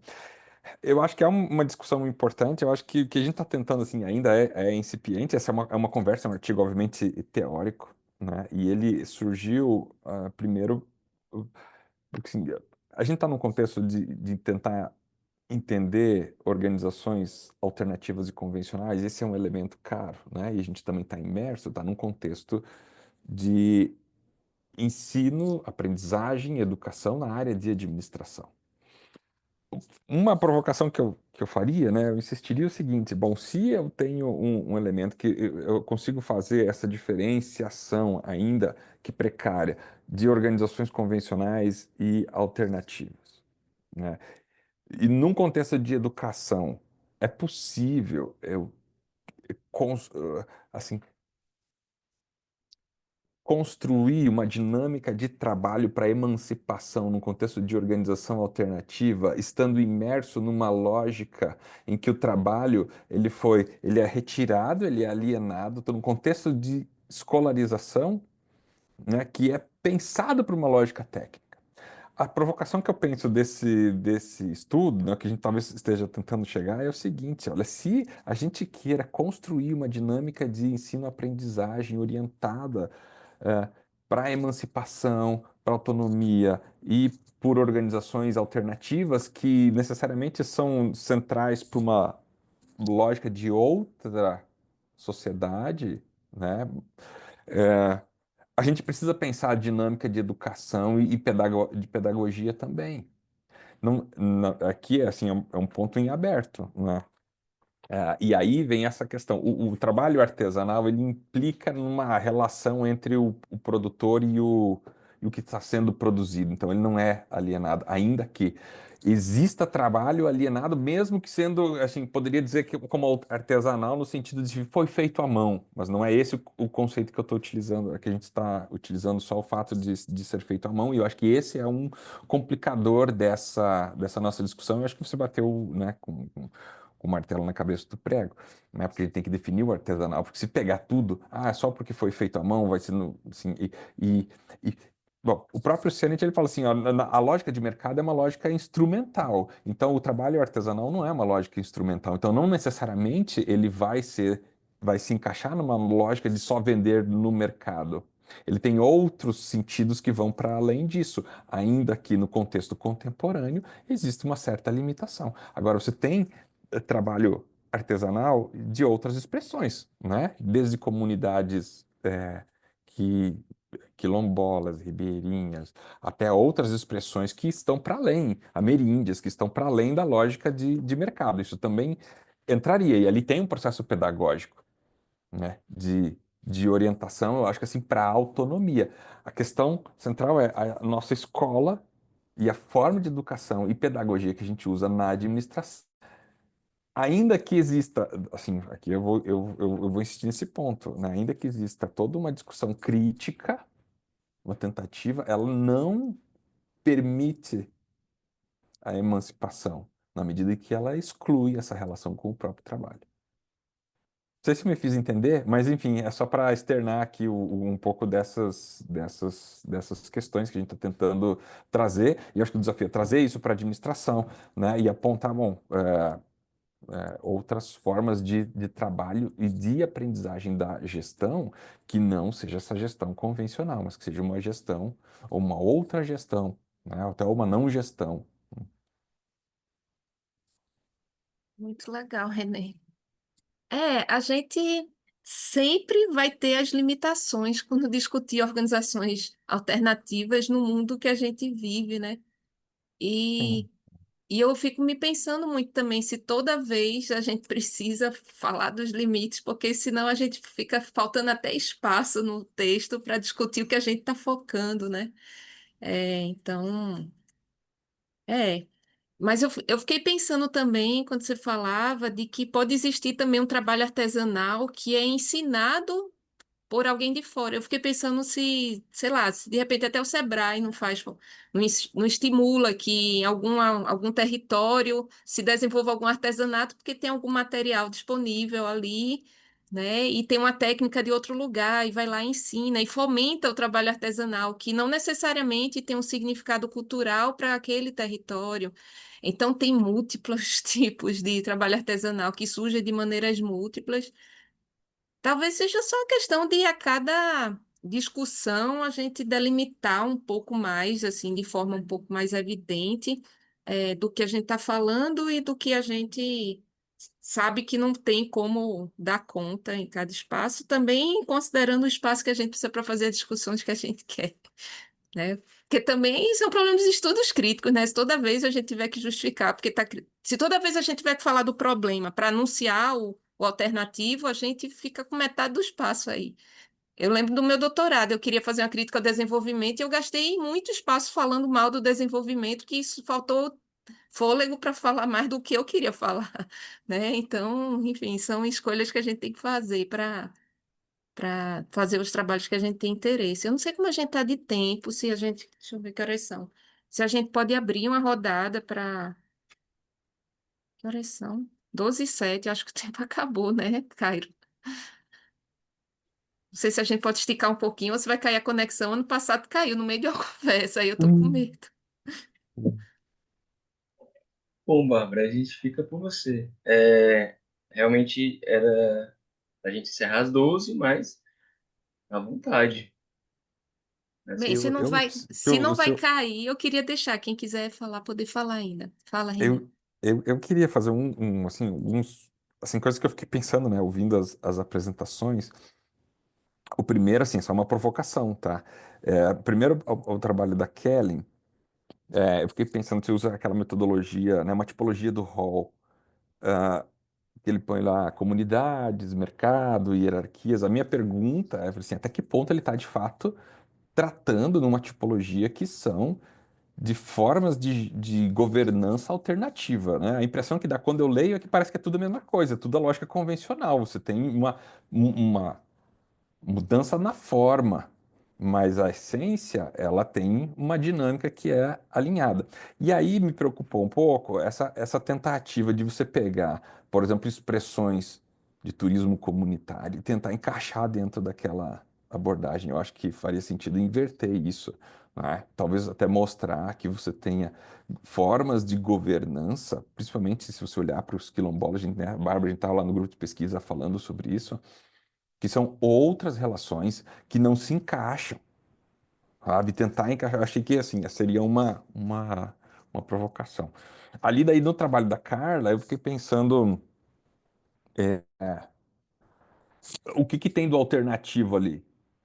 É a paróquia? Você está considerando como alternativo, né? E assim, que contribuição está trazendo para a área, haja vista que, bom, a metáfora do Morgan já bem batida, né? Assim, no sentido de na graduação, os alunos já sabem, coisa e tal. É, e aí eu acho que assim, a minha insistência seria no sentido tal, o que que dá para você trazer de contribuição para organizações alternativas, na medida em que assim, a forma como você traz os elementos, a impressão que dá é, bom, a paróquia até parece uma organização alternativa, mas é a base do mesmo. Não é basicamente aquilo que você vê em qualquer uma outra, você vai ver ali. Então, acho que esse seria o ponto. E a minha provocação para a Simone, né, para o trabalho da Simone, né, eu entendo, assim, eu tenho acompanhado muito aqui a questão dos IGs no Paraná, né, principalmente com erva mate, e eu acho que tem aí, assim, vale, assim, eu sei que o pessoal no Sebrae tem um amor muito grande pelo IG, Mas quando você entra no IG numa área, numa indicação, né, numa determinada área, por exemplo, que eu estava acompanhando, o IG ele pode ser uma forma de destruição de, assim, eu vou chamar de tecnologias artesanais, de modos tradicionais de produção. E eu acho que essa provocação, né, se você trouxe o artigo aqui para a área de organizações alternativas, seria interessante olhar como, ainda que numa lógica de mercado, você tenha uma série de justificativas, o IG vai valorizar o produto, né, vai engajar os produtores ali.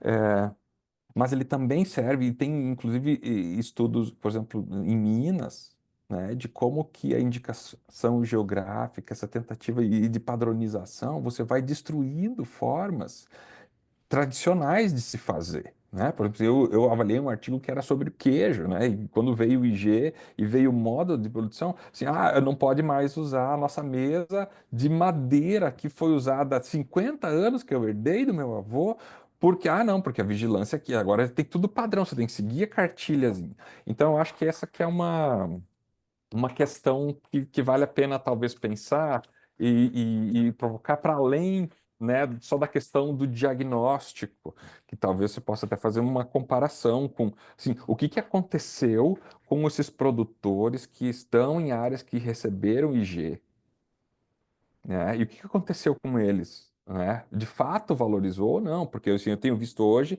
nos que eu acompanho, por exemplo, eu não quero nem saber do IG. Eu estou dentro de uma área, mas eu não uso e não quero. Não quero esse alinhamento. E isso pode ser interessante, sabe? Para a gente, talvez, assim, sem contar a questão, né, que assim, é uma lógica que vem colonizante, né? E acho que dentro de uma lógica de mercado faz sentido, mas acho que vale a pena pensar também. Enfim, né, só os comentários daquilo que eu fui ouvindo, então. Professor René, desculpa te interromper. É, as moderadoras falaram que sim, a chamada pode cair a qualquer momento, tá? Então, eu indico que a professora Bárbara já encaminhe para o encerramento ou que a gente se prepare para que a qualquer momento a ligação. Caia, né? Não, mas beleza, não, acho que eu também tenho agora já um outro compromisso Hum. aqui. E tem Bárbara, mais uma deixa eu hoje, né, só Laira? responder o Renê aqui, que ele colocou a questão do artigo. Tá. Eu acho o seguinte, Renê, essa questão de alternativa, tanto é que no nosso caso aqui mesmo, a Igreja Católica, pelo contrário, né, foi uma das primeiras organizações que surgiram, né? Então, eu acho que na hora que a aluna foi colocar, entre as descrições, eu acho que ela se sentiu assim, né? É uma coisa diferente que eu estou fazendo, alguma coisa assim, né? Eu acho que muitos trabalhos das organizações alternativas, no ano passado, eu também participei de uma outra sessão, quase todos os trabalhos não eram, então não sei até que ponto que essas organizações alternativas também deveriam, talvez, reprovar os trabalhos ou indicar para outras sessões, né? Que eu acho que teve até uma pessoa aqui que falou que o trabalho da pessoa foi indicado para um outro tipo de temática, né? Alguma coisa assim. Eu também já tive outros trabalhos também, né? Mas quando a gente também é aprovado no SEMEAD, né? Qualquer sessão que a gente está, a gente já fica super feliz, né? E aí tenta, na verdade, adaptar aí essa questão de organizações alternativas. Mas realmente, obrigada, viu, Né? A gente, o que chega aqui, a gente vai conversar a respeito e, enfim, a gente vai trazer uma perspectiva para o debate sobre o que foi trazido, né? E, enfim, é, bem, como vai cair a qualquer momento, quero agradecer a participação de todo mundo, me colocar à disposição para contatos futuros, aí quem quiser conversar mais sobre o que a gente vem fazendo. É, falar que eu, Renê e Laira, a gente participa do mesmo grupo de pesquisa, que é o ECOA, Estudos Críticos e Organizações Alternativas, então, enfim, a gente está aí à disposição para mais conversas e parabéns aí por todos os trabalhos. E estão convidados para as outras sessões, tá? De organizações alternativas. Eu vou presencialmente, não sei se alguém vai estar em São Paulo, mas se tiver, dá um alô, que eu vou estar a partir de quarta-feira no seminário presencial. Tá? Abraços a todos e até mais. Muito obrigada Até, também. obrigado. Tchau. Tchau, Obrigada. tchau. Tchau. Tchau, tchau. Tchau.